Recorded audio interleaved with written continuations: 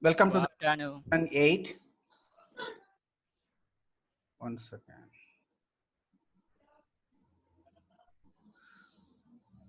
Okay, let us see the topics. So today's topic, whatever I am going to cover till data hazard is there for the test. And we will have a discussion about the test also.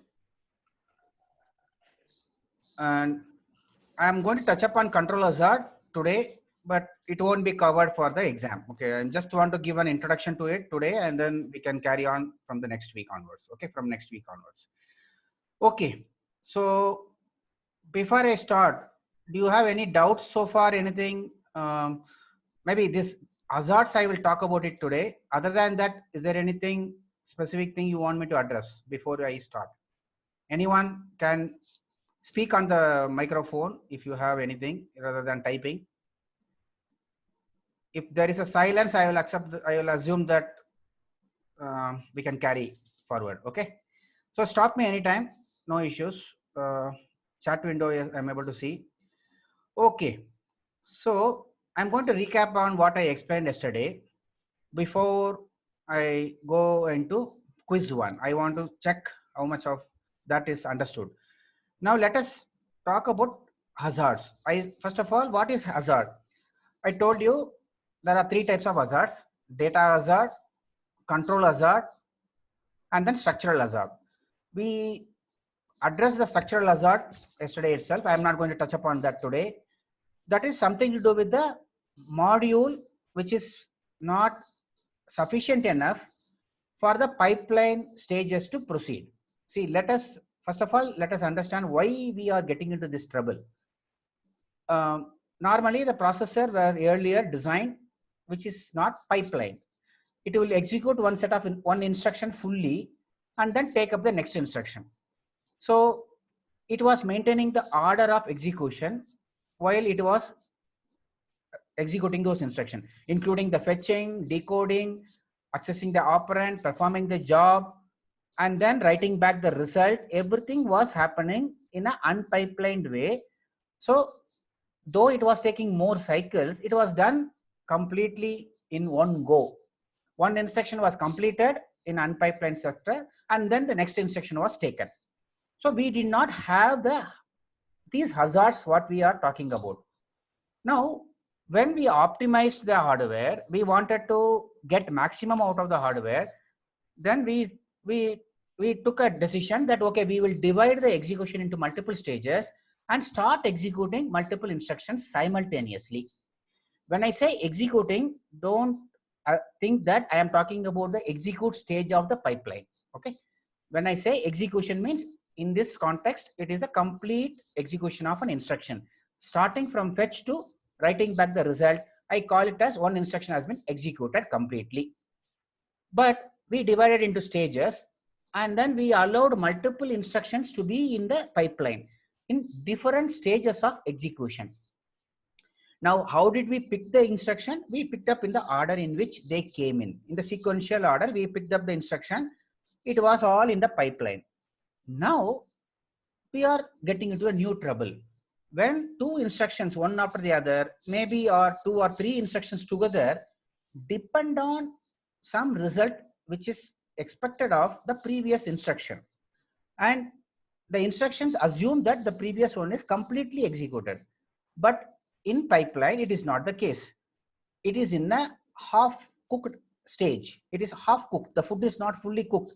The instruction is not fully executed. Now we are getting into trouble because the result is expected in the next instruction from the previous one and it is not available now. So because we started off implementing the pipeline, we should also take care of handling these situations.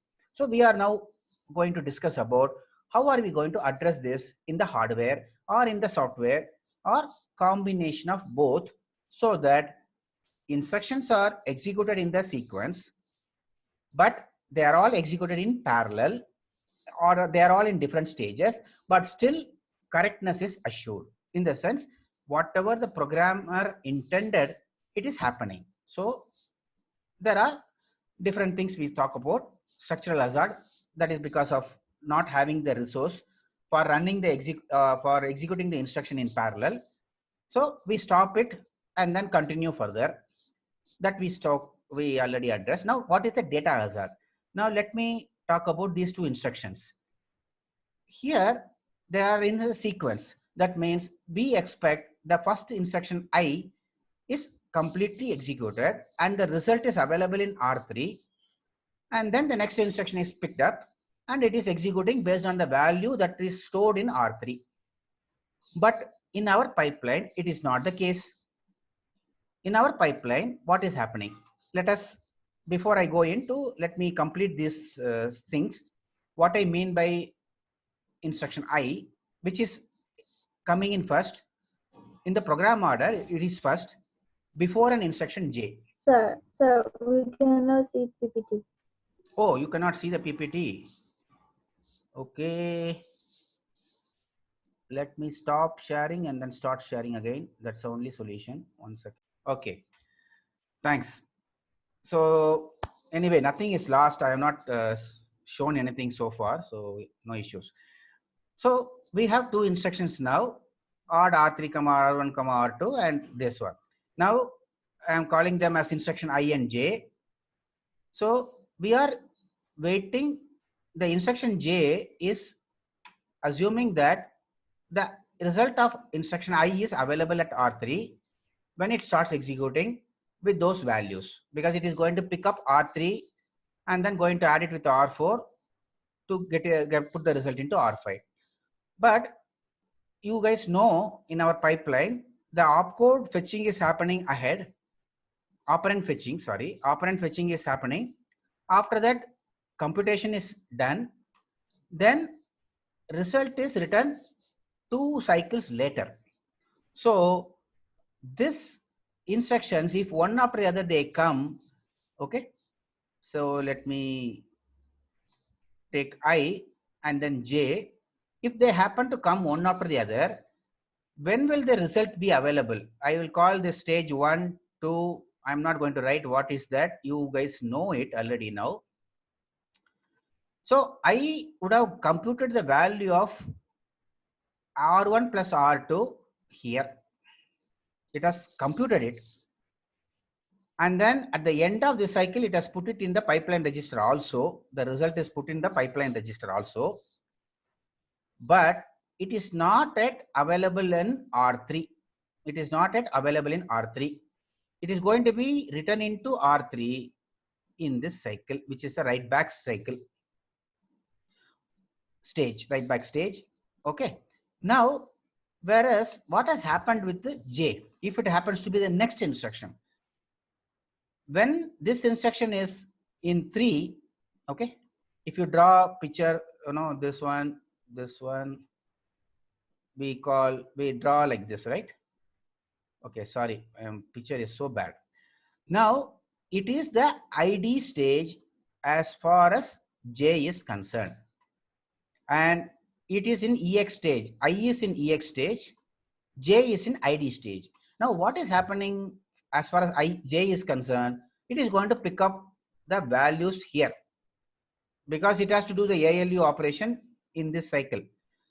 So, it is picking up the value of R3, which is not yet loaded by the previous instruction. That means what? It will have the previous value. I'm not saying that R3 is empty. It will have something which was computed by the instructions ahead. Some value will be there, but that is not the intended value for this instruction. It wanted R3 coming here. Okay, that is the expected execution sequence. But because we are splitting it into multiple stages and doing different operations of instruction on different cycles, we are getting into that trouble. Now, yesterday also I explained this and I wanted you to think of how to avoid this problem, because we have a solution which is available here. Can we do something with this? We have the result here, okay? We have the computed value here. It is not written into R3. Can we do something so that this instruction, anyway, it is executing after the computation is done. Remember, actual ALU operation is happening after this computation is done. Can I do something in the hardware? You can answer me on chat if you get an idea. Okay, it is not there currently. I am going to add that hardware module, some circuitry into the hard pipeline so that I still get the right answer. That means R3 is not having the R1 plus R2 value. Agreed. Now, is that computed? Yes, it is computed by end of this. If I call this as a cycle, end of this third cycle, number 3, it is done. And the fourth cycle only J is going to do the operation of adding. Can I do something here so that I can? Very good. Okay. Okay, I have given Concatcha. You have EC 26 is giving the answer. I'm sure the EC roll number is correct. So he is saying that I will not tell the answer, but he has given the correct answer, but I won't tell. I want others, if they are thinking, I don't want to stop their idea. They may also be having the same thought in their mind. I want you to think, how will I solve this? Is it possible in the hardware? Okay, fine. Let us not talk about it now. So what I am saying is this kind of a problem is called read after write. That means I want this instruction J to read the value of R3 after it has been written. Okay, that is what is called read after write. This statement always talks about the instruction which is impacted. Please remember this word, the hazard, always talks about the instruction which is facing the hazard. Who is impacted? This instruction is not impacted. This is impacted. It is not going to execute properly because of this reason. It is supposed to read after the previous write was completed. It is not happening right now. That is called a data hazard, and this type of hazard is called read after write hazard. Okay, there are other possibilities, so I am talking about this one. And then when it will happen? Only when the result and operands are same. Remember, it will happen in this case RAW will happen only when the destination register is same as the one of the operands of the next instruction. So this condition will happen only when I is having a destination register which is same as one of the operands. See this, the same problem will happen even if I have, instead of R3 here, I had R3 here. The same issue will happen. It doesn't matter which operand I am talking about, as long as I am expecting the destination register value in one of my operands, as one of my operands, I am going to get into this trouble of RAW. Okay, read after write data hazard. Now, this is what I have explained here. I don't need to spend more time. So what is it saying? The second instruction J cannot proceed with the decoding and the reading of operands. Decoding can do, but it is happening in the same cycle. Okay, reading of operands also is happening. So this cannot be done. Decoding can be done. Don't think that I am saying that decoding also cannot be done, because unless you decode, you will not even know there is a hazard which is there. Okay, remember, the processor will come to know that there is an issue only when it decodes this instruction and finds that I have an operand which is same as the destination operand in my previous instruction which I saw. So you should remember what all the instruction I saw, not too many, at least which are there in the currently in the pipeline. And do I have any common thing between these two? I read one instruction earlier, I decoded it. I found that R3 was a destination register, and I know it is likely to be in the, not likely, it is going to be in the execute stage. It has not written the result into it. Now I am getting another instruction which is expecting the value. So while decoding, the processor will know there is a raw hazard. So I can enable the raw hazard hardware to kick in and do correction if possible. If I can do it, let me do it, because the processor knows. Remember, processor is getting to know about each of the instruction, and it knows about which are the operands and which are the destination registers. So it has the knowledge of what are the sequence of instructions that have come in and where is the hazard possible. Okay, that you should know. Hardware is can detect it. It can detect it provided it has the hardware built into it, logic, and then it can also fix it if it can do a solution, which is possible here. In this case, it is possible. Okay.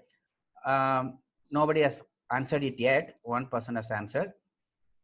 Very good. Okay.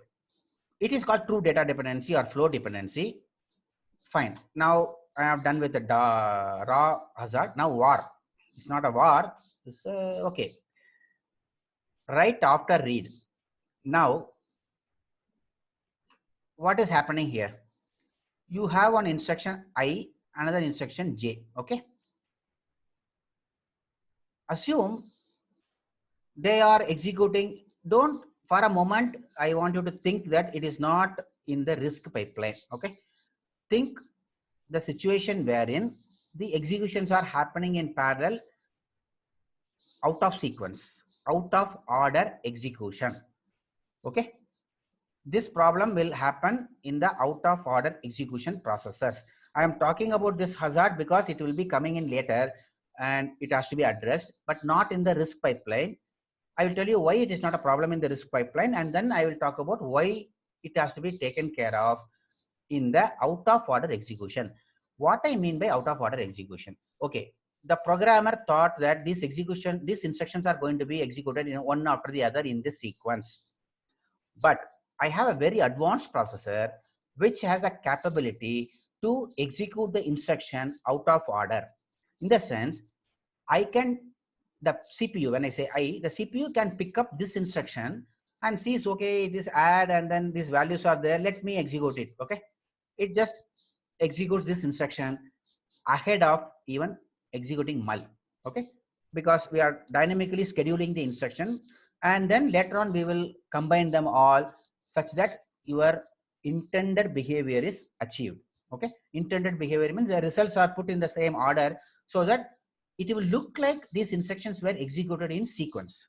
Remember, actually inside the hardware, the instructions are executed out of order, and for you to have a correctness, it should be giving a simulated behavior that they were executed in the sequence. Okay. So why is it done? Maybe you may think, why do we do this? Let us execute in order. What is the problem? Let me explain. In our hardware, the more advanced hardware, there are not going to be a single ALU. Those days are gone. You have multiple ALUs, multiple multipliers. I may have an integer adder, multiple integer adders. I may have integer multipliers, hardware. Okay, integer multiplier. I also will have a floating point adder, floating point multiplier, floating point divider. Like I have multiple functional units hardware which can process the instructions independent of each other. As long as I give the parameters to it, it will give me the output. You know that floating point addition, multiplication, division, they all take few cycles. In the sense, a sufficient number of cycles are required for this to be completed. So it is very good to have them run in parallel. But you may have instructions in some sequence. During the sequence, when you are picking up, when the CPU is looking into the instructions in a sequence, it may find that some hardware modules are free. It's not doing anything. So I may have one instruction down the line, which is, floating point multiplication job, and this hardware is free. I will schedule the instruction on this hardware.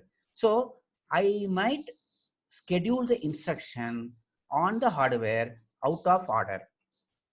Why? Because I want to make use of these multiple hardware modules I have in the CPU to keep them busy. I have to keep them as busy as possible. So I don't care about the sequence in which it has to be done. But you cannot just ignore it. You can do this as long as you make sure that finally the results are as per the sequence. Okay. As far as it doesn't matter. See, if suppose if I am asking you to read for the test one, session 1 to 8, I'm not forcing you to read only session 1, 2, 3, 4. If you like maybe session 7 and you understood something in the class, you are not going to follow the sequence. I'm not going to insist you on that. So you will read session 7 first and then maybe session 4 later. It doesn't matter as long as if you can understand it independent of the previous module. There are something which are independent. You can do it. So if you, it becomes, depends on your liking, or maybe you have a friend with you who is ready to explain you on that topic. You want to do that first and then maybe other easier one you will do later. So you are doing a scheduling of reading as per your convenience. Similarly, the processor does it. It has a free multiplier. I will schedule the instruction. Later on, I will put it in the sequence so that it all falls together. Okay, are all connected together. So if it happens, out of order execution happens, assume that this is done first, completed first. What will happen? R5 and R4 will be added and result will be put into R1. After that, if I schedule a multiplication instruction, because multiplier is available now only, I schedule it, I have a problem. I am going to pick a wrong value, which is not the old one, which is supposed to be. It is a new value which is sitting there. The programmer did not intend to have this value to be picked up there. So there is a problem. Now this has to be detected. Even if you have such a out of order sequence execution capability in your hardware, we have to take care that this sequence is not disturbed. So how do you name this data hazard as? Why are you calling it war? Okay. It is always, I am saying that correctness is an issue, and who is causing that issue? This J is causing the issue, but effect is felt by I. So the thing is, write this instruction. What it should have done? It should have written into this R1 after it was read by the previous instruction. So always a fellow who is in the next in the sequence is the culprit. Okay. Either it will be is a receiver that it is getting a wrong value because of its action, or it is making the previous instruction to get a wrong value. In this case, this J is causing the previous instruction to get a wrong value. Now, who is at fault? See, I is not at fault. It is expecting R1 value which was above there, and it is expecting it. It is not at fault. The problem creator is the instruction J, who is going ahead and then doing something which is not supposed to do. So I am catching this guy and saying that we have to do something, fix this guy so that this instruction is escaped. Okay, it goes without any problem. That means who is causing the issue? This instruction is trying to write into the register which should have been after the reading was done by the previous one. So this is a war hazard. Okay, you might get confused whether to call it as a raw hazard or war hazard. I want you guys to think about it, okay, naming convention, and relate it properly. If I show you some instructions, don't mug up. Okay, mugging up will not help you. Okay, if I like this instruction appears, it is war, it is raw. Please think about it, because sometime the question I ask you, you might, if you mug up, you will get into trouble. Okay, so this is what is a war hazard. So this explanation, I don't want to spend time. I have explained enough. So I hope you understand this. Okay, we need to avoid it. Now let me give some more details here. When they occur when instructions are reordered. Okay, I am reordering the instruction either by the compiler. See, I have not spoken about it. There are some compilers who will arrange the instruction in such a way that hardware is available for it. You may wonder, how does the compiler know about the hardware? See, remember one thing, any compiler is built for a particular hardware. Though compiler is supposed to know what are the registers set, what are the instructions available, okay, so that it can generate those assembly instructions. Finally, it can be executed by the processor. So compiler has tightly coupled with the software. Hardware. The compiler is tightly coupled with the hardware. Now, how much of knowledge a compiler developer should know about the hardware is again depends on the optimizations that you may do in generating the instruction. Now, when you enable O1, O2, O3, O4 optimization levels in the compilation, while compiling, you are increasing the knowledge that the compiler is knowing about the hardware. It is going to optimize more and more. I spoke about this in the embedded system course also. So compiler is going to optimize more and more in the way it is generating the instructions that it finally runs on the hardware much faster. Now, for that, compiler should know what are the instructions I have already generated. Now, it also knows if I have generated an add instruction, it is going to use the adder module in the hardware. Now, suppose the compiler knows there are 4 adder modules and 3 multiplier modules and 6 divider module in the chip. It is generating the code for the processor. It knows the modules which are there. Then it can always generate the instruction, okay, based on the hardware availability, and it also knows each of those instructions are going to take how many cycles. So if I had generated 4 cycles back one add instruction, it would have been completed by now. Now adder will be free now, so I can put one more add instruction now because the hardware will be used. See, the compiler has to generate the code such a way the hardware modules are effectively utilized.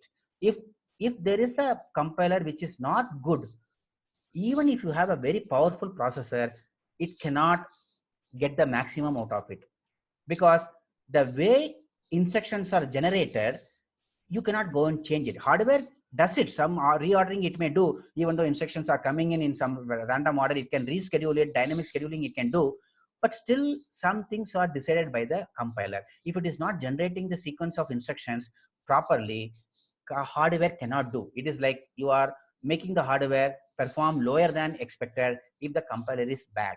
That is why a software engineers should also have a hardware knowledge. Otherwise, they cannot get into this kind of a team. Okay. If you want to get into a software guy who is very good in software, if that guy does not bother about hardware and chip modules and all that, he cannot get into a compiler team. He cannot even generate code which is efficient. So the knowledge of hardware is not common only for ECE guys. It is required for CSE guys, provided you want to get into a systems programming, tools development. If you want to get into, you should have this knowledge. So I hope you understand what I mean by software and hardware interface and how the knowledge of each will help you in achieving the goal. Okay, so let me not talk more about it. I'm sure you guys will understand this now. So because of the rescheduling, this problem will happen. Now, I did not tell you why it is not a problem with the RISC. Let me tell. In RISC, what happened? There is no dynamic scheduling. As far as our pipeline is concerned, there is no dynamic scheduling of instruction. So MUL would have come into the pipeline first, and it would have gone into different stages. Similarly, this guy is entering now. Okay. So let me explain that now. Why this is not an issue with the RISC pipeline? 1, 2, 3, 4. Now, where is this R1 is? R1 is picked up by MUL. This MUL is this guy. Okay. MUL is picking up R1 in cycle 2. It has picked up already. After that, instruction J, which is a add instruction, is coming in. It is going to do a ID job here, and then it is going to do a operand fetch. Operand fetch, no problem. IF is going to be done. Sorry. Okay. IF is going to be done. ID is done. Operand is fetched, no issues. And it is executing add, no issue. And then it is going to write down the line, 6th cycle, it is going to write into this. By now, even if multiplier is taking more cycles to complete, R1 is read or written into much later than when R1 was read by MUL. Okay. R1 is written into in the RISC pipeline in the same MIPS, what I am talking about, is writing into much later, before itself, much ahead, even before this instruction came in, operand has been read. Where is the question of war hazard coming in this pipeline? It will not. So, but still I am talking about it only for out of order sequence processors. So that has to be clear to you. It is not in our MIPS processor. Okay. Very good. So I hope it is clear. Now, what is wow? Okay. Mull instruction and then add and then this. Okay. INJK. I hope you can see those instructions. I'm not able to see because of this window. Okay. Let me talk about this. What is happening? R3 is written into by two instructions, one after the other. Okay. Now, let me explain what is the issue with this. First of all, in RISC pipeline, what will happen? This will do first and add will come next. Okay. Mull will go inside and add will come next. Okay. Mull is into the pipeline first, add is coming now. Now imagine you know that integer multiplier operation is much costlier. It takes more cycles than the add operation. So mull instruction is likely to spend, even if you think, it is likely to spend more time in the execute stage, more cycles. It's also no issues. Let it spend more time. If it is spending more time in executable cycle, add is taking less time when it comes to executable cycle, but still add cannot proceed because they are all in the pipeline. This guy has to finish it. Writing, write back should be done after this memory cycle. Then only this guy can come and write it. Okay. Pipeline make sure that it is all in a sequence in our MIPS RISC pipeline. So what will happen if suppose by chance mull is taking more time, add will be stalled, because if you put it in the same pipeline and mull is taking more cycles, not one cycle, no issues, this will be stalled. Add will be stalled because it cannot come to the ALU until this is exiting the ALU stage. So because of this stalling and because of single pipeline, this issue will not happen because R3 will get written first by mull instruction and then only add will even get a chance to even execute and then write the result. So you won't see this problem in the RISC pipeline again.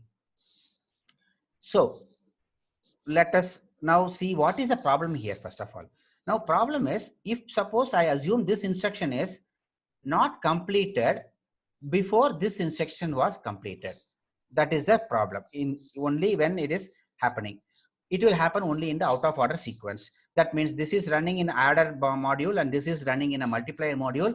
Multiplier module is taking more time, whereas parallelly they are executing. It is not on the same pipeline with a single ALU. These are multiple modules are there. So there is a possibility that this will be completed first. And then without even bothering about this particular issue, if this add instruction writes into R3, assume the hardware does not detect this problem. It writes into R3. Now mull is completing later and it is going to write into R3. Now you may wonder, anyway, you are overwriting, what is the problem? Okay. You may think that it is not an issue, but suppose if I have an instruction sub coming after this, it will come because if you are storing something, you want to use it later on. So you are using the R3 value in the next instruction. The problem is going to be appearing here, not here or there in the top. The problem is actually felt by the instruction which is coming next. What is the problem it is going to face? It is expecting this R3 to be this value, right? Because that is a sequence. But because you executed in the out of order value way, mull is executing here. Mull is actually effectively moved here. Now what is happening? Sub is going to take the operand which is written by this instruction, which is not correct. Okay, it's a wrong value. So further down the line, you will get into trouble. Okay, so this write after write. Why are we calling write after write? This instruction should write into R3 after the previous instruction has written into R3. So write after write. That is an issue. So it also happens in the out of order sequence, okay, execution, not in our risk pipeline. Okay, guys, I am done with the explanation. You are all ready now to take a quiz. Okay, so let me flash it. I'm introducing a new instruction. Don't bother about it. It's some double add. It's okay. It's a 64-bit addition. Don't bother. It is. I'm not talking about MIPS pipeline or any pipeline. This is the pipeline. Whether it's a 32-bit or 64-bit is not enough for concern. If these instructions are executed, assume that all of them are taking single cycle only. Okay. Do not assume I am talking about multiple cycles. No stalls. Okay. No stalls. They all go through the pipeline. I am explaining what these instructions are in case you guys do not understand the format. Now, I want you to answer one simple question. Okay. I want two answers actually. One, you can write it down on your paper. One, you have to respond back to me. How many instructions or how many data hazards are happening here when these instructions go through it? Assuming that there is no detection circuit, you have to identify where all the hazards can happen and for what reason. You think about it. Start.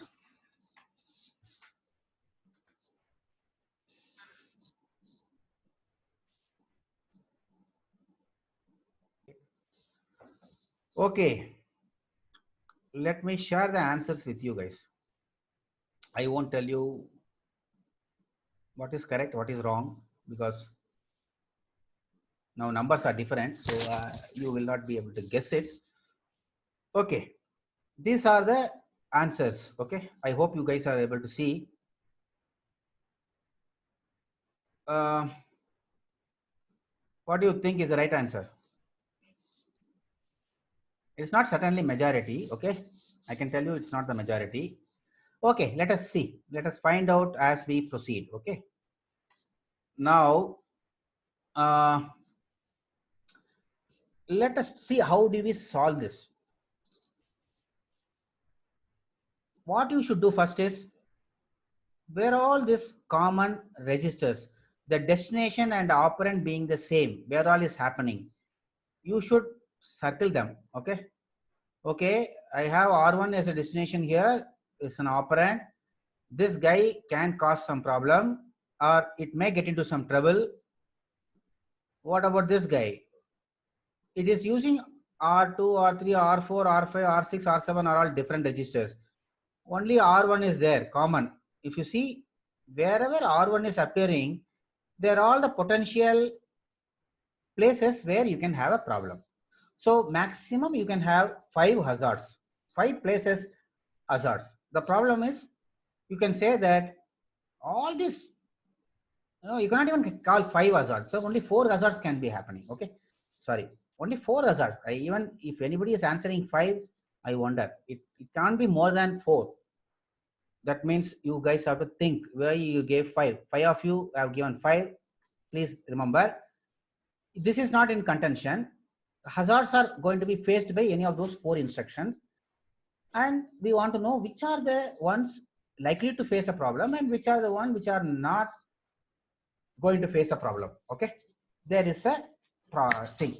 Now let us see R1. What you should do once you find out this, okay, find out which cycle this value will be written into. Okay, where it will be available, on which cycle. Okay, R1 is going to be written in, the result of this is going to be written into R1 during this cycle WB and during the first half. Okay, remember it is going to be done during the first half. That also you should know. By now you might think that where you made a mistake. Some of you might think, oh, I missed it. Okay, so it is going to be written here. You catch that place, identify the place. Okay, I am going to have the result on first half of CC5. If any of these instructions going to read the operands later than this, okay, if any of the instructions are going to read the operand R1 later than the first half of CC5, there is no issue. It is going to have the right value. So let us go from the down. Okay, let us go from down. When is this guy going to read this value of R1? It is only coming in CC5. Okay, it is entering the pipeline only when CC5 is already the result is written, and it is going to read R1 here. Will it have any problem? Already result is available. It is going to write it, read it from CC6. So this is going to get a right value, correct value of what is computed here, which is intended. There, see, no, none of them are writing into R1 here. Please remember, they are all reading. So no other instruction is going to disturb the value of R1 except this guy. So this guy is writing the result here, and then down the line, it is going to be used. So it is using it during the CC6, whereas writing is happening at this place. No issues, no problem, no hazard. So 5 is ruled out. Okay, fine. Now look at this guy. It is going to read R1. When is it going to read? It is going to read in its ID stage. See, each instruction is having, this is entering this pipeline, this is entering this pipeline. Its own ID is in this stage, right? This instruction is going to be fetching the operand during this stage. And when is it going to do? It is going to do the later half of the cycle. Okay, it is going to read only here. By then this is written, the first half of cycle it is written. So there is no issue. I am going to get the actual value. So this guy also will not have an issue. By now you know what is the right answer. Right answer is here, third guy. If at all, let us verify it. Now where is this guy is going to read R1? It is going to read R1 on CC4 in the later half of cycle. It's okay whether the first half or later half, doesn't matter. It is much ahead of writing. Writing is happening here and reading is happening much before, one cycle ahead. How will it have the right value? R1 is not even written into, because this guy is writing only here. So time wise you have to look at the thing. So it is going to have a problem. If this is going to have a problem, you can blindly close your eyes and say this also will have a problem, because it is going to read much ahead. So the correct answer is, I have not given maybe how many hazards. Did I write it correctly? Maybe my answer was wrong. It's okay. I'll tell you what is the problem. Actually, it is only 2 hazards. I think answer I wrote it 3 maybe. Okay, it's okay. I will correct it. Now, how I forgot how many people answered rightly. Okay, actually only 2 hazards are there. Okay, this instruction is not going to have a problem. I explained it properly, but answer I wrote it wrong. Okay, let me now look at my animation. Let me see where I have done wrong, anything wrong. Okay, R1 is written into CC5 during the first half of the cycle. Okay, it is clear. So R1 is reading before CC5. So there is one hazard. One hazard is going to happen here, raw data hazard. And then this instruction is reading the R1 during before CC5, again in CC4. So there is one more data hazard. Now, what about this guy? R1 is read during the second half of CC5, just after R1 is written into during the first half of CC5. So it is reading it after the result is written into. So this is the green, no raw data hazard. Okay. Same way, R1 is read after CC5, no issue. So it's green, no data hazard. So there are only 2 data hazards. So actually answer is B. Okay. That's what I wanted to say. I wrote it C. Don't worry. It is B. Okay. I forgot now how many responded with B. If you guys seen it, tell me. Okay. And then one more thing. What is the type? It is all raw. But by now you must have known wow and war are not going to happen in the risk pipeline. I already told you. If at all hazard is happening, it is going to be a raw hazard. So 2 hazards, and both of them are raw type. Okay. So I think almost 10 or 11, 13 people have responded like B. So that is the right answer. Okay, very good. Those who are not answered, I hope you understand now. Okay, if you have any doubts now, please feel free to ask me. My chat window is open. I might see it. Okay, I hope this is clear now, because this is a very important concept you should know, which is also coming in test one. Okay. Any doubt, guys? Okay, let me proceed. So I showed the same picture with a dependent. Okay, this dotted line, if you see, I actually had this picture. I removed it because it will give you a clue. So I removed this picture and put another one which doesn't have these lines. If you see this, I doesn't have a line. So I wanted you guys to think without any clue on the picture. So okay, I showed this also so that you have a line coming. If you can see it, it's very light color. Okay, done. Now, do you want a break now or after some time? Okay, I am asking too many questions. How many of you want a break now? Nobody. Very good. Very good. Huh? Some chat. No, only one guy is asking for a break. Arkamyo is another guy. Only 2, 3 I will not oblige. Oh, very good. You guys want to listen. Happy to see. Okay, 1 second. Let me stop. I think EC26 answered it correctly, which is nothing but forwarding. Okay. See, let me explain it a little bit before I go further.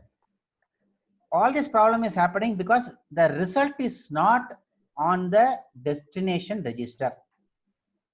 Okay, it is in the way. It is on the path. It is somewhere in the middle, but it is not in the final stage. It is like this. Your mother is cooking a food. It is in the kitchen. It has not come to a dining table. But if your mother is very friendly, I hope most of our mothers are like that. What we do? Cha là không bố mày biết này đâu. Bố mày biết này. Can you mute, guys? Okay. So what do you do if you are hungry? You will not wait till the food is coming to the dining table. You go to the kitchen, take it. Hey, someone is. Hello. Please be on mute. You are not on mute. Someone. I don't want to see who is. I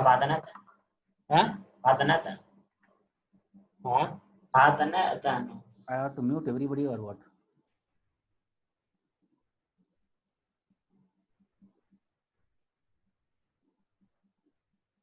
Who is culprit? I cannot make out. Okay. I hope people have done it. Mute. Hey guys. Guys, mute yourself. Maybe. Yes. Okay. Fine. So let me explain. So as I was explaining it, the food is available in the kitchen. It's not on the dining table. What will you do if you are hungry? You go to the kitchen and pick it up. Or on the way, you eat it from the plate. That is what is done here. When a particular instruction is looking for a result in the destination register, it is not available, but it knows that it is on the way. So if I provide a mechanism of taking it, if it is there on the way, then I can solve the problem, right? So that is what is forwarding. Result, you forward it to the needy who is in a hurry. Give the result. Okay, so let me explain that now with an example. Okay, so just take these two instructions. Okay, let me quickly explain to you. This is the destination where it is supposed to be, which will be written here, no doubt about it. But it is computed during this cycle. R2 and R3 is computed, and the result is available on the pipeline register, which is nothing but EX/MM. So it is available. It is last. After the CC3 cycle, the result is latched. It is on FIFO is some register inside the pipeline register. The value is available. Okay. Now, don't think that it will be connected like this. Okay. Why it is not? Let me explain why. The result can be put here. You may wonder, I can do that, but you cannot. Let me explain why it is. If you look at the hardware perspective, we are all talking about one single cycle. Okay, everything is a cycle. So during the same cycle, this is writing the result. It is written only after the end of CC thread.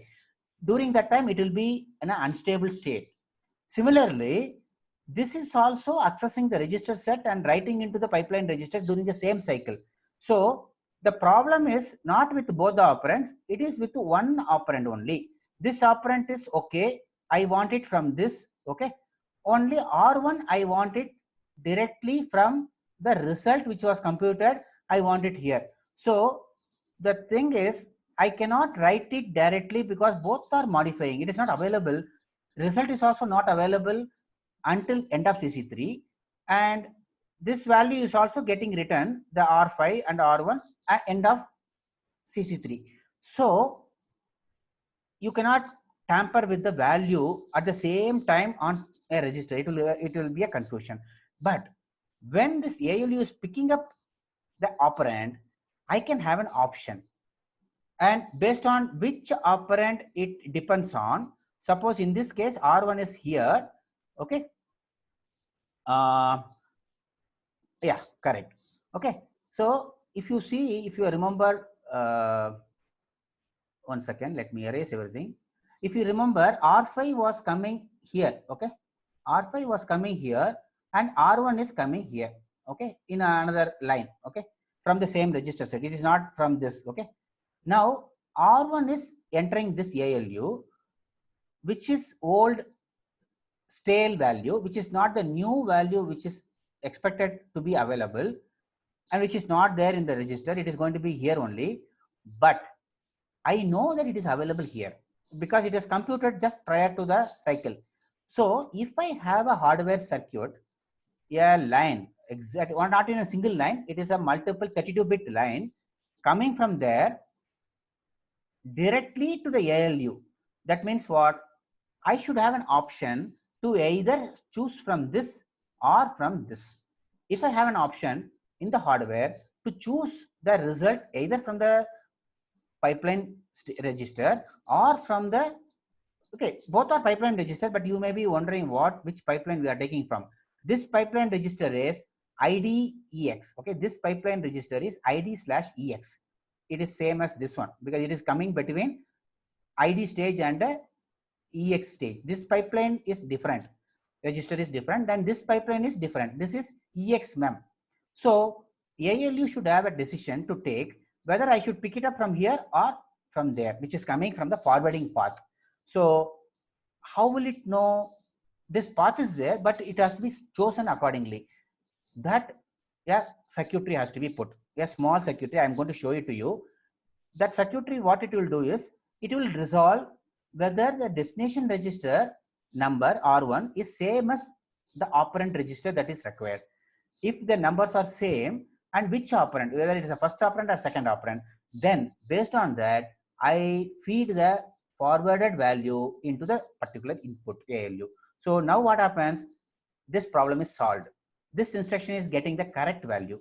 Only thing is I have to detect it and connect it. I should connect this output to this so that ALU operates on the new R1 value, which is computed just one cycle before and which is not even available in R1 yet, but it is processing it. There is no harm.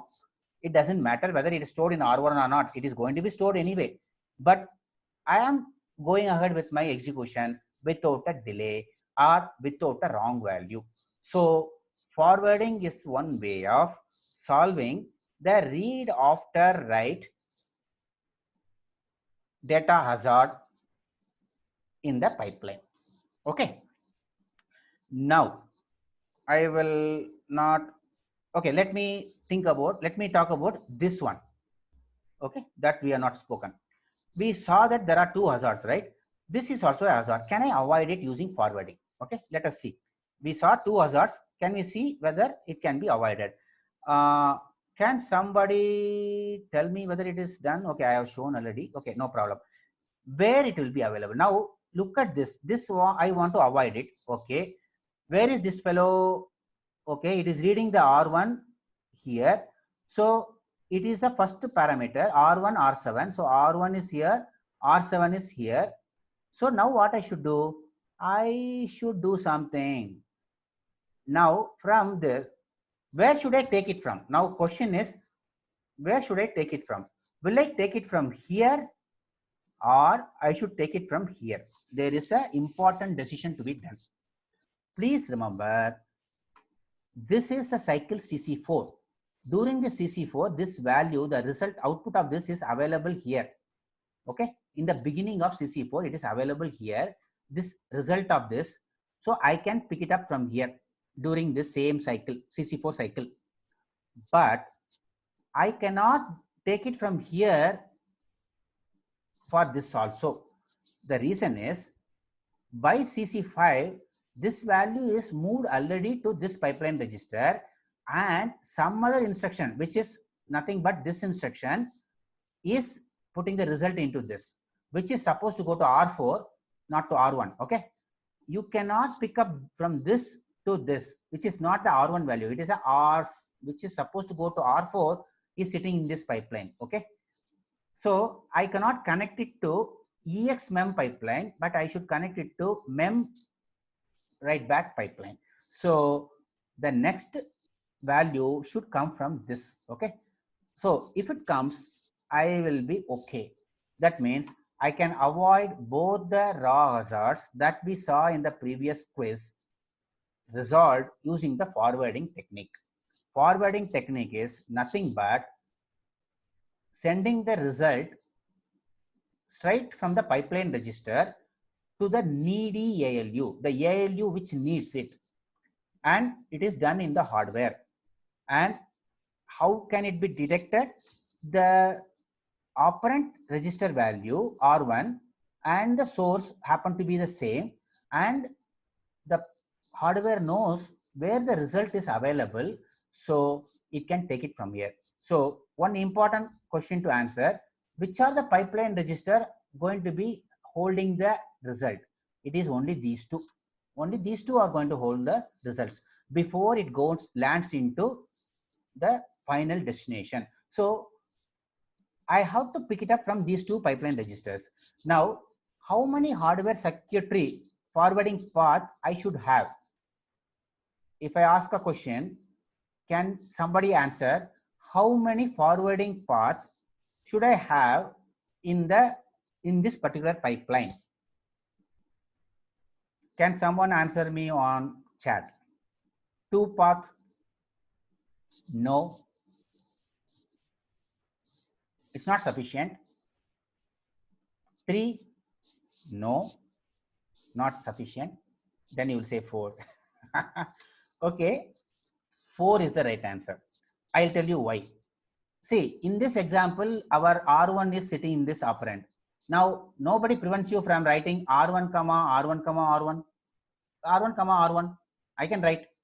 In that case, what I want the result in both the operands. That means I should have a path to this as well as to this, but I enable it based on which operand register is there. So I need to have a connection which is optionally selected. Okay, permanent connection has to be there, but it is not that I should take it always. Based on the instruction, I may pick it up. Suppose if my instruction was like this, d sub r4 comma r1 comma r1, still I have a raw hazard problem for both the operands.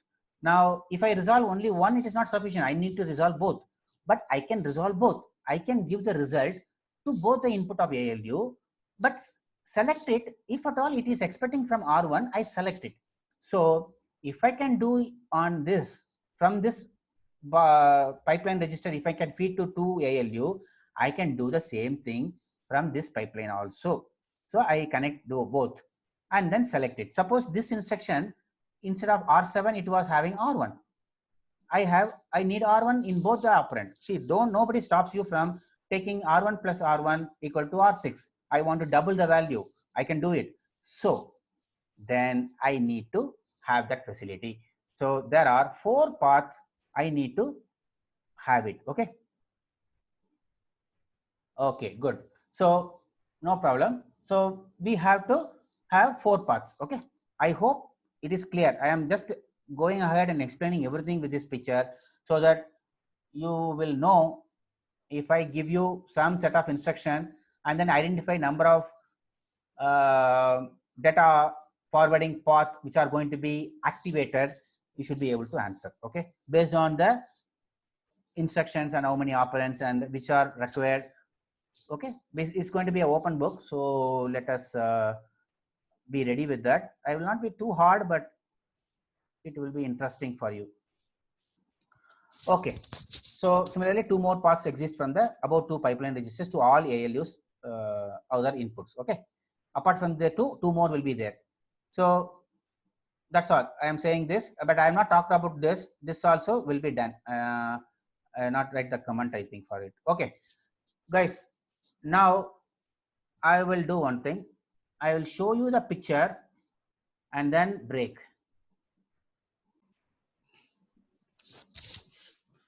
So this is the picture of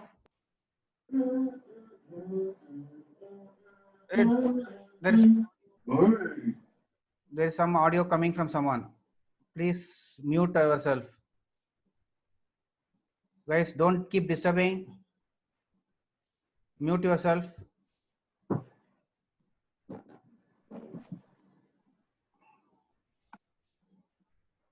Okay. So I don't know where to start now. So this is the once again inside of sorry, hold on. My audio.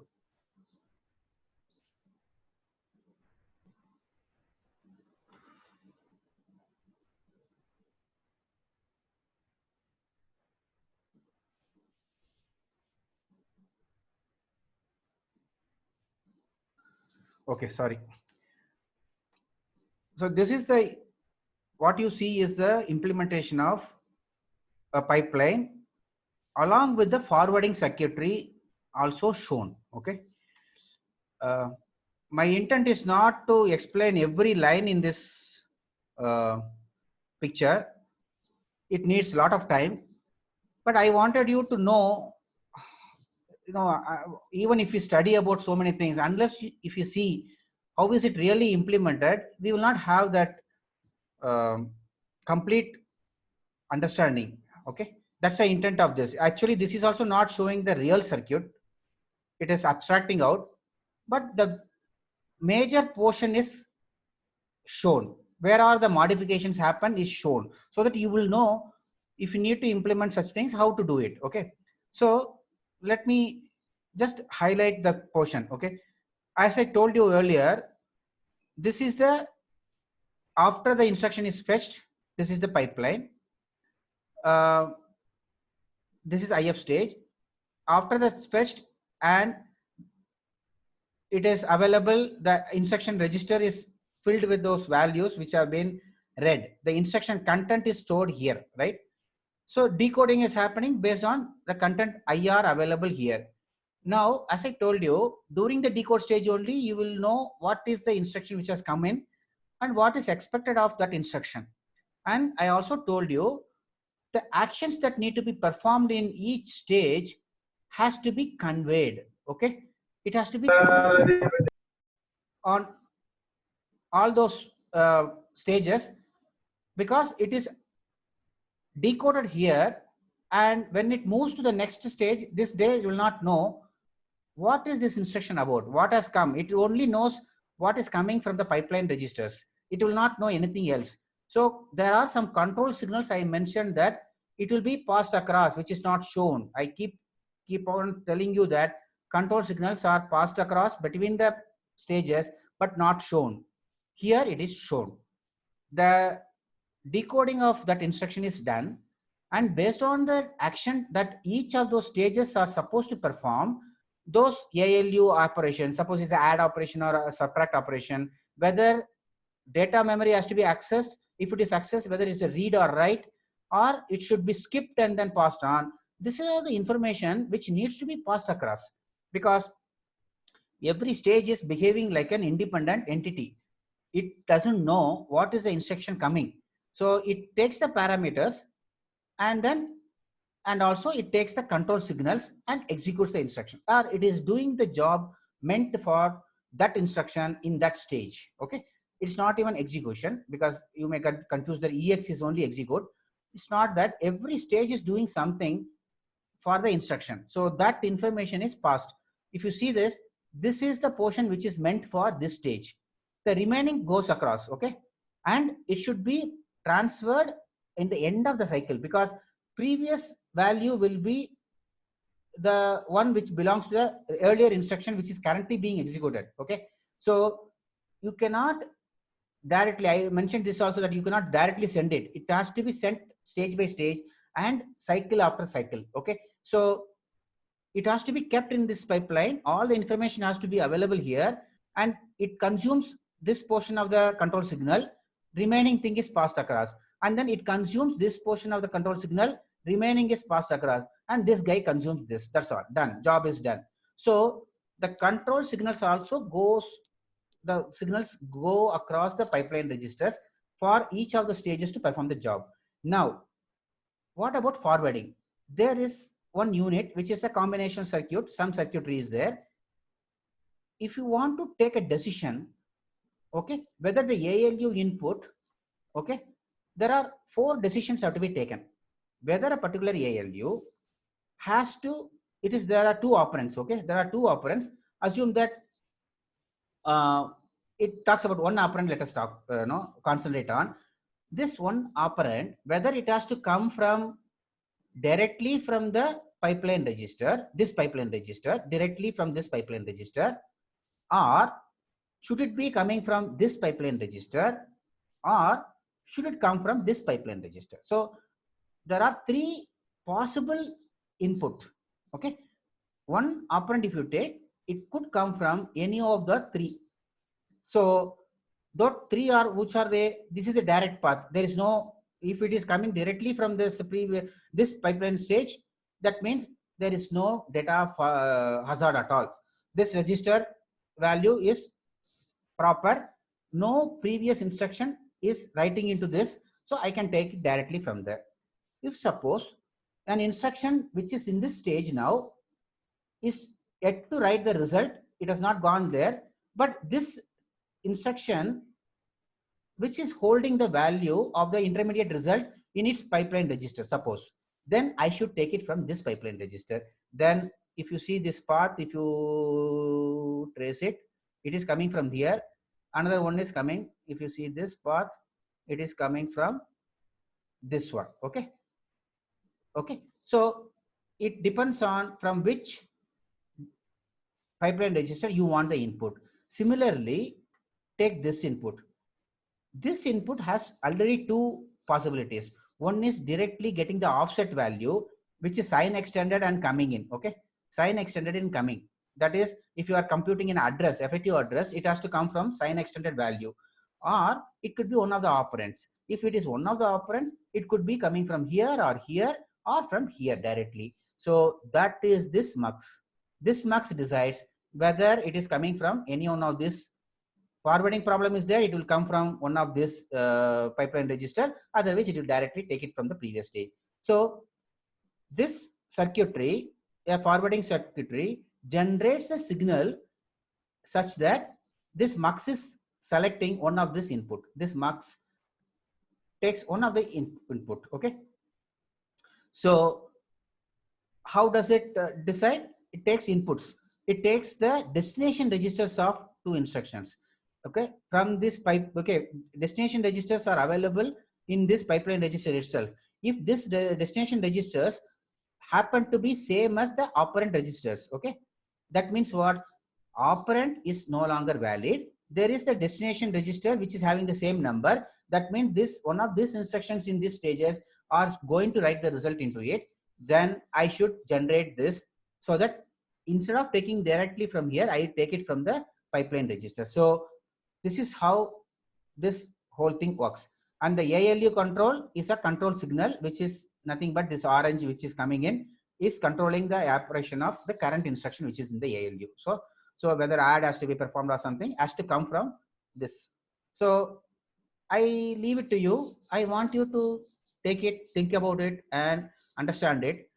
It is not very intuitive, but with my explanation, I am sure you will be able to follow. Okay. So this is a very interesting thing which I found, and then I thought I should share it with you. Please spend some time to understand it. It is worth it. You will have a good clarity on how it is really implemented in the hardware. Okay. Fine. I am not going to spend more time on this. So we are actually running behind in terms of completion topics. So I'm going to have one more quiz. I think 3 quizzes are there. So what I want from here,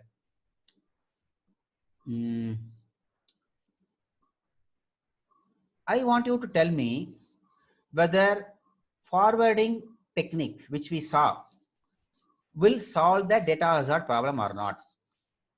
First of all, you should identify whether data hazard is there or not. I am sure you guys now will be able to identify whether there is a data hazard. It's a load instruction. Remember, it's a load instruction. It is loading it from the memory. Please remember, it is not always same. This is a load instruction which is loading a value from R1. Value from memory. Now, you have to first of all see whether there is a data hazard. It wants R1 here. It is picking up R1 from in this stage. Okay. Now, I am going to launch a question poll. I want you to answer the question whether can I have a forwarding circuitry, and I have already told you that where is the forwarding circuitry connected to, and will it solve my problem? Okay. Will it solve my problem? So let us simulate it once. R1, this instruction is read. R2 and the offset is put here. It is trying to compute the effective address of memory read, and then destination is R1 because it is expecting the result of the data memory read to be loaded into R1. Okay. Same way, the next cycle CC2, end of CC2, this instruction has been read, and now we are in the CC3. What is it doing? It has computed R2 plus 0, which is same as R2. ALU has computed the offset address, the memory address. What is the memory it is supposed to read? And it is passed on this R1 saying that, hey, when you get the value from data memory, put it in R1. Okay. So far, so good. Now, what is this guy doing? It wants 2 parameters, operands. One is R1, another one is R5. Okay. Now, can you tell me, will there be data hazard? And if so, assume forwarding is supported. Will it solve the problem? Okay. I'm not sure whether I launched a question or not. Okay. So guys, you know that there is a forward path, okay, to this ALU input from this pipeline register as well as this pipeline register. My question is whether this path, what is there physically, would solve the problem or not. Is it possible to make the data read from data memory available to ALU here through this path F? Okay. Please think about it. I am going to launch a question.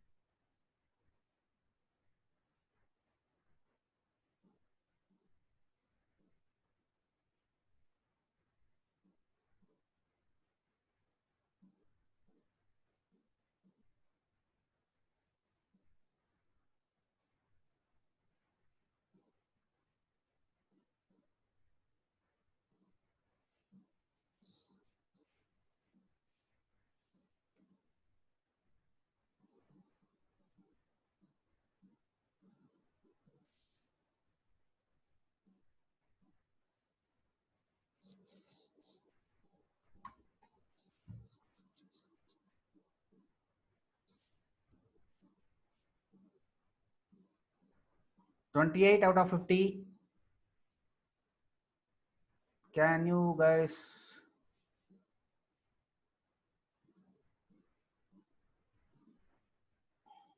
answer?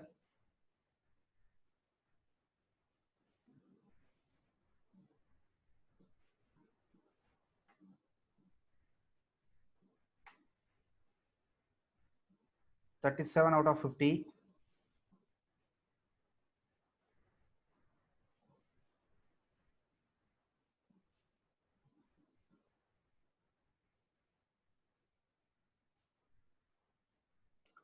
Okay, around 40 people.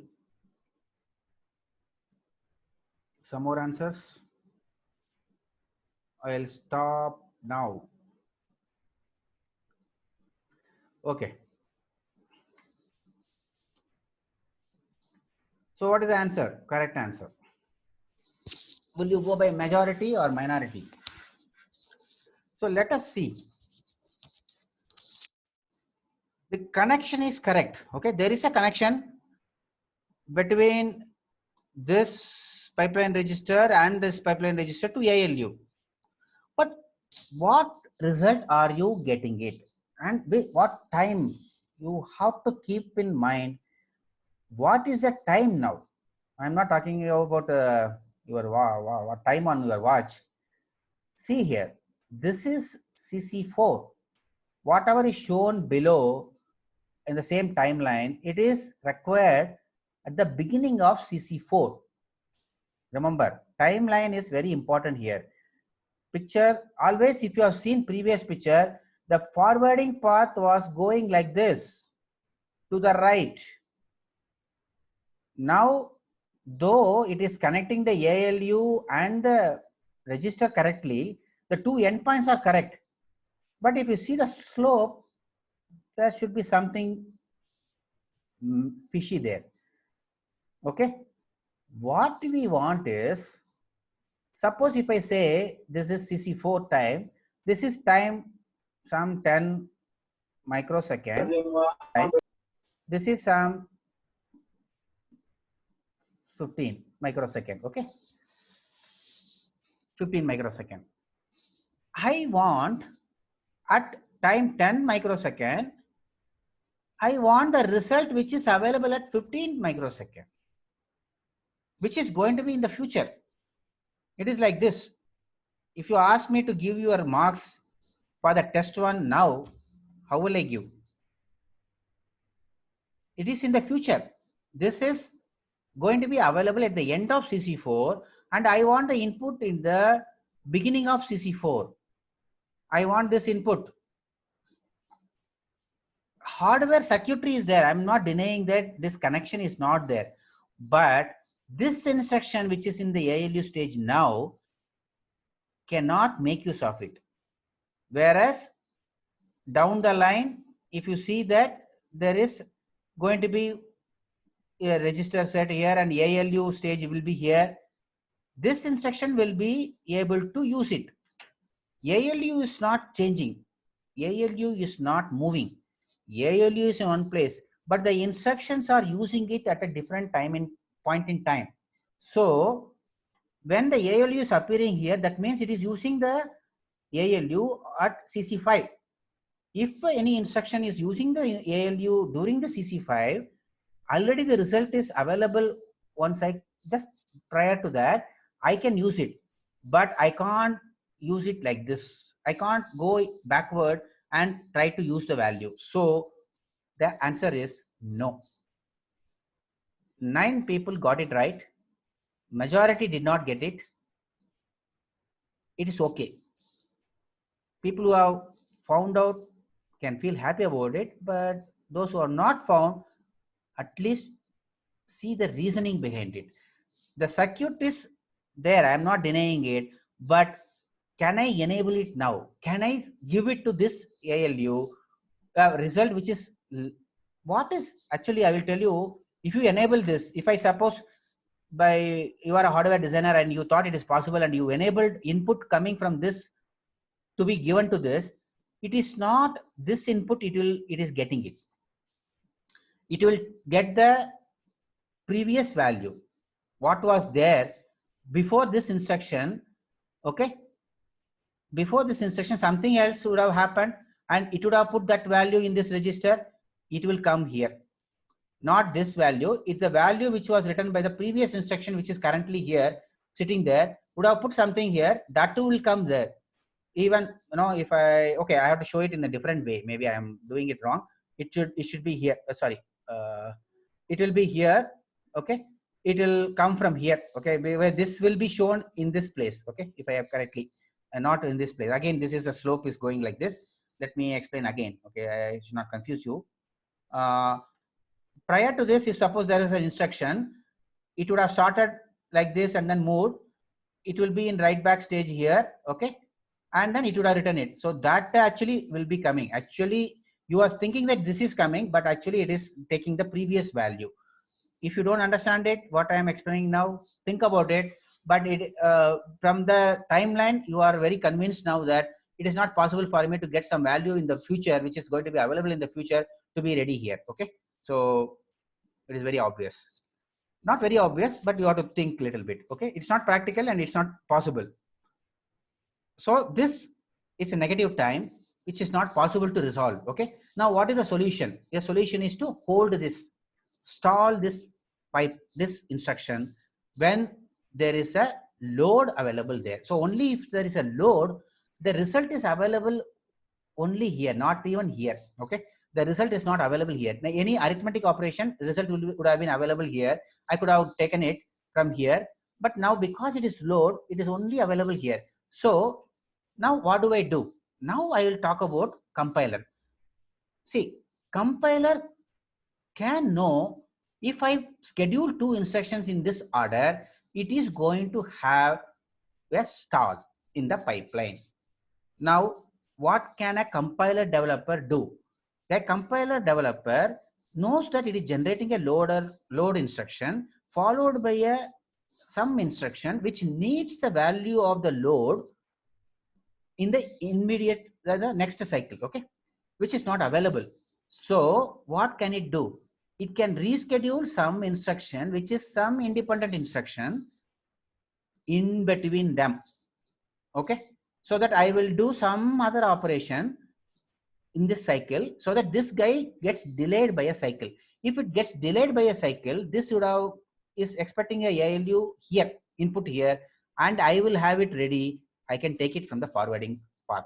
So by introducing one more instruction here, compiler can avoid the stall because the instructions are in the control. The sequence of instruction generated by the compiler is in its control, and it knows that there is a problem. If I put these instructions like this, hardware is going to have a problem and it is going to stall, and based on cycle, and it is going to create a problem in the pipeline. So performance is going to come down because I am not going to get the speed of k if k stages are there. So I should schedule some other independent instruction in between. I can rearrange a little bit by the compiler can do so that this stall doesn't happen. So that's one way of solving this issue. Okay, that's what I'm saying. Compiler and the software guys and hardware guys have to work in hand.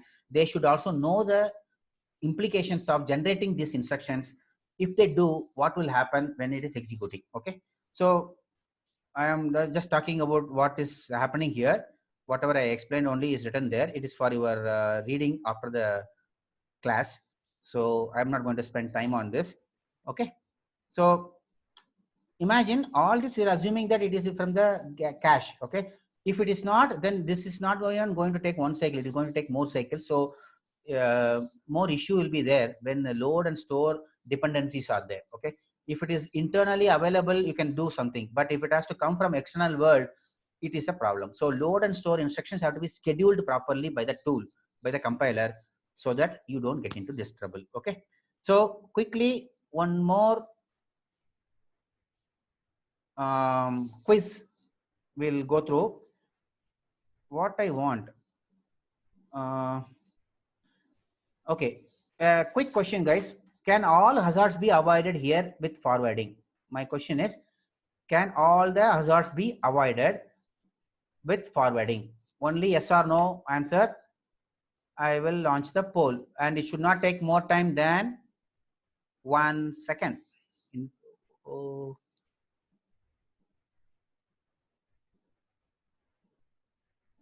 So I will launch same thing. I have not created quiz 3. Oh, sorry.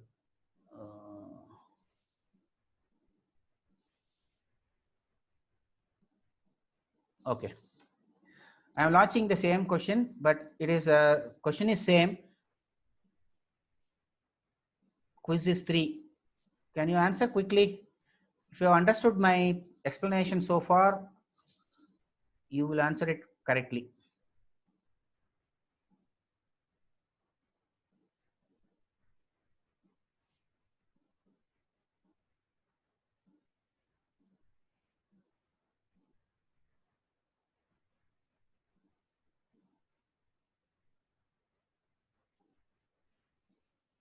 Still, some people are giving wrong answer. I don't know what should I do. Okay, let me end the polling. Can I? My heart is breaking when I see a lot of wrong answers coming. Why? I don't know whether you guys are just only answering the question, not listening. Maybe the reason. Otherwise, I don't think it is possible for you to give a wrong answer. Okay. Still, 23 people are saying it's yes. That means they have not either listened to my explanation or did not understand it. I don't know what is true. See here, again, this is a timeline is there, and it's a load instruction. Okay, if I don't know whether you have not understood this instruction, but it is showing it. Okay, it is showing it. A result is available. It is again a load instruction only. Maybe some of you might have thought it is some long word multiplier or something, but still it is saying that the data is taken from here and given, which is in the it is future, and this is you want it now itself, which is available in the future. You want it now. It's not possible. Okay, this hazard cannot be avoided, and whereas this can be avoided, this is not even a hazard. Okay, because in the same cycle it can read it. Okay, it's not even a hazard. So no is the right answer. Okay, only 16 people got it right, but I don't know why 23 of you are still having some issue. You can ask me later on if you still don't understand. Let me explain before I go to the next slide. Okay, not going off permanently. So this is getting the data memory read value available here and trying to get it ahead before even it is completed, which is not possible. So any arrow I said, if it is coming to the left, it's not possible. You are going into negative time. Okay, fine. Sub instruction cannot avoid a stall. This is possible. Result is available. No forwarding is needed. Okay, this is no forwarding. Okay, it is directly coming from the by register read and write happening in the first and second half. Okay, cycle. Fine. Now, before I end the class, this is not going to be for test 1. Okay, test 1 is what is covered till data hazard. This is not for test 1. I just want to explain the concept here and stop, because I am very lagging behind very much. I think we have some time also, so I can take another 5 minutes before I complete. Okay, before I stop this, please hold on. I will explain one control instruction. Okay, and we will again don't switch off. It's not there in the test 1. Don't switch off. It is going to be there for final exam. So let me explain what is this instruction. Branch target. You might have seen jump, some loop or branch. That means it is unconditional jump. You are changing the flow of the program by changing the program counter value to some other address. Where will it happen in the high language world? When you have a while loop, for loop, or if condition, switch statement, break, continue. These are the instructions if you have written in your assembly high level language. When they are getting converted into assembly, there is a requirement of changing the flow based on the if condition or based on the for loop getting over, a lot of things. Okay, either there may be a conditional jump. In some of these cases it will be a conditional jump, some cases it will be a branch. That means you finish off one thing and then go to the next code. Always it will be always moving to some other part of the code. It's a control flow instruction, branch to target. Now let me explain with a code. This is the same circuitry. Okay, what we have seen as the forwarding part is not shown here. Without forwarding, a clear pipeline, how will the flow of the branch instruction happen? That's what I'm going to show you. Now before that, let me explain the concept. Now suppose you have a label called target in your assembly code. Some instruction X is sitting there, and then some code is there, and then PC is currently pointing to this instruction, which is a branch to target. That means it wants to go back to this label unconditionally. It is not looking for any flag or anything. Default, when it comes here, it should go there. Okay, that is the instruction. Now I am showing you PC plus 4 also for the some info. Okay, I will explain to you why I am saying. Now PC is the address where this B target is the instruction, and which is saying that I want the processor to change the flow of the instruction by changing the PC value, whatever is the current PC value, make it point to this target so that the control flows there, goes there. Now what is the instruction the compiler generates? When it sees this, you are writing it like this. Okay, your compiler is generating an assembly code, and when it is converting it into an assembly instruction, it is supposed to put some offset. It is supposed to put some offset value, the binary content of that particular instruction. That offset value, which is going to come in as an instruction, is some difference in the address. Okay, some difference in the address. That difference in the address should be from the current value of the PC. Okay, from the current value of the PC, how far is my target label is, whether it is in the negative direction, that because it is going back. If this is the 100 location 100, this is the address 200, it is negative offset. Or I may jump to something below, that means it's a positive offset. But the instruction is going to have only the difference in the offset. Remember, it is not going to say go to this particular address. It is not going to tell the absolute value of the address. It is only going to say from the current PC value, you go up or down. Okay, up means this I'm saying, but it's a negative offset, or down means positive offset. Move the PC value to one of these locations so that the control goes there and then fetches the instruction from there. Now, how is it computed? Assembler, when it is converting the assembly instruction to the binary opcode, it will know what all those instruction bits are and what is the absolute addresses are. Need not have to know the absolute address. It has to only know what is the difference in the address. That's all. Current PC will be totally, it will not be even known to the processor, because known to the tool, because it depends on where exactly your code is going to be on the memory. Remember, relocatable code I explained in the OS course. You have to understand it now. Relocatable code means I can keep this code anywhere in the memory. So, but still my code should work. How is it made possible? Because my instructions are such that it is not based on the current value of the PC, because current value of the PC is pointing to the location where the real address at which the code is loaded in the main memory. Okay, so, and it is not even physical memory, it is a virtual memory, forget about it. But still, even then, that memory address can be anything. It's a relocatable code. So my jump instruction is a relative jump. It only gives the offset value. I want the PC to be moved from the current value to plus something or minus something. Minus something means now in this case it will go up, plus something means it will come down. So if suppose that offset is computed by the assembler and embedded into the instruction, how do you compute it? Target address, the actual target address, where the address at which this code is available in the code memory, instruction memory, is equal to PC plus 4 and then the offset. Okay, offset can be negative or positive, but it is PC plus 4. Why is it PC plus 4? Some of you might have guessed it. Some of you must have guessed it. I want you guys to guess it. Why it is so?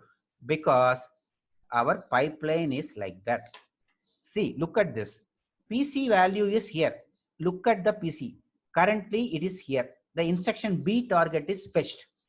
When it is fetched, when the B target instruction is coming here, the processor does not know it's a branch instruction and it is going to change the value of PC. It doesn't know. So it will automatically, PC value will be going through this adder, getting added and then picked up and put back the new value, because it has to fetch the next instruction. That's all. It's blindly doing it. It doesn't know the branch instruction has come in and it is going to change the flow of the flow direction program. It doesn't know. Sometimes if it is a conditional jump, it doesn't even know whether the branch will be taken or not. It based on the flag. So it doesn't care. It will keep on executing from the next instruction or fetching. So PC is here. B target instruction has been fetched from the instruction memory. It is instruction is available, not even decoded. By now, PC is incremented by 4 and a new value is put back. So now what happens? Let me show you the thing. Different stages. It is fetching it, it is putting it, but it is also sharing it on the pipeline register, because it doesn't know what is the instruction coming in.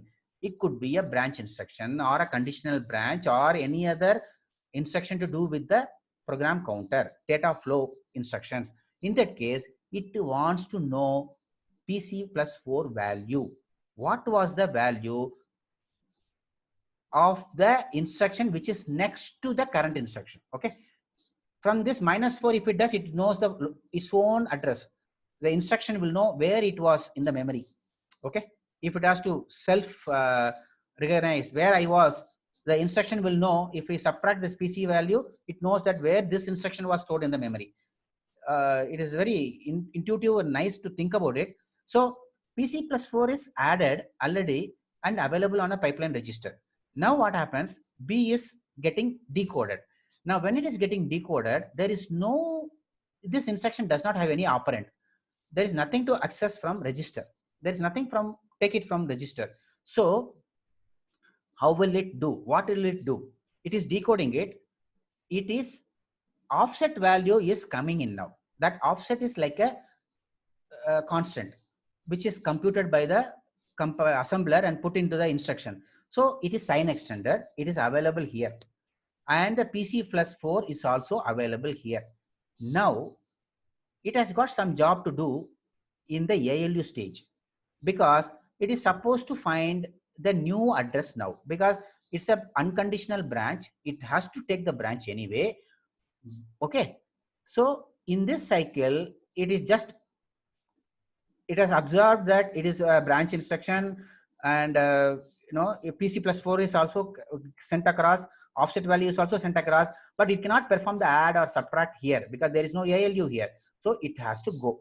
Now when it comes here, by now another instruction which is Y has already been fetched, and when it is here, the PC is pointing here now. Okay, but doesn't matter. I have the PC plus 4 value with me. Okay, I don't have to worry about the PC value. So it is doing its job by going down the line. It doesn't know it is supposed to change the value direction, but it will be known now because the pipeline is going to realize it, going to find out the new address. It is going to add, perform the add, and then now it is going to use this mux to generate input such that it is taking the offset and the PC value which is coming in. This is a new path which we never traced in our so far. So that path is coming. It was there in the circuit, but we never went into it. So it is now finding the new offset. Now, where is it supposed to go? This is the new PC value. Okay. This is the new value where it is supposed to fetch it. Already some instructions are here, but you don't need to worry about it. These instructions which are there in the half of the pipeline can be ignored, because as per my sequence of instruction, branch target is supposed to take the control to my instruction X. After this B target, I want to execute only instruction X, nothing like this. So even if instruction Y, there is something which has come inside, it has accessed the register, but remember, it has only read the register, it has not written into the register. And if at all writing, it will be the previous instruction which will be writing, which is maybe here. It is correct, it can happen, but reading doesn't matter. If I have some add or something r1 comma r2, no problem. This instruction can read, fetch the instruction, registers, but no issues. You are not changing the state of the register by doing this. So I want you guys to think about all these things. When really assembly program is running, what will be the impact? Then you guys are really wonderful processor architects. Okay, so now what happens? One more cycle, this is available now, new addresses happen. Now it is also available in the pipeline register, which is taken here. Okay, or from here, I can call it as from this place. So it is going from here into this now. Okay, so what I'm doing, I'm computing a new PC value and then sending it across back to my, I'm going to change the PC. The way I can change the PC is only through this mux. So I will go through that, and then I want to update it. Now it is already doing something here. Previous, it is still fetching the instruction and then updating, adding it. That is happening without our knowledge. Okay, and this guy is going to change it. Now I am showing the next slide where this will go into the PC now. So once this happens, this whatever was here, the stages, these instructions will be ignored.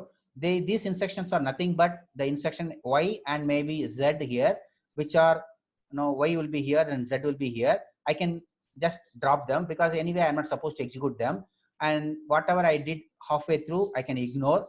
Pipeline can be flushed and new set of instructions can be started, now onwards. By now this fellow also would have completed the job, so no issues. So what will happen is pipeline will be flushed completely and the new instruction will be fetched from now. So it will start executing from here. This will happen when you have a while loop or a for loop or that kind of a thing, when it is going to the end and then jumping back. Those things will happen, and this is how it is implemented. So I hope this is clear. I want you guys to ask me some doubts later on by going through it. Okay, let me stop it now, recording.